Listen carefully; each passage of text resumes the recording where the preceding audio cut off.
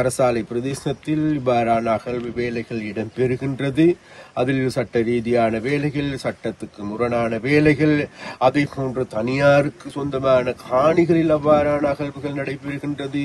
அதற்கான அனுமதி பெற்று இருக்கின்றது. அதே நேரம் அதற்கு பக்கத்தில் இருக்கின்ற அரச காணி இருக்கின்றது. அதில் எந்த விதமான அனுமதி இல்லாது பல்வேறு செயற்பாடுகள் முன்னெடுக்கப்பட்டிருப்பது உங்களுக்கு நல்லாக கன்றாக காணக்கூடியதாக இருக்கின்றது.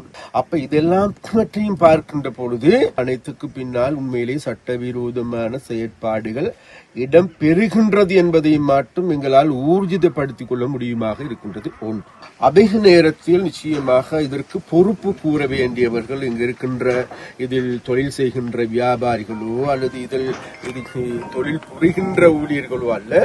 நிச்சயமாக இதற்கு பொறுப்பு சொல்ல வேண்டியவர்கள் வேறு யாரும் அல்ல.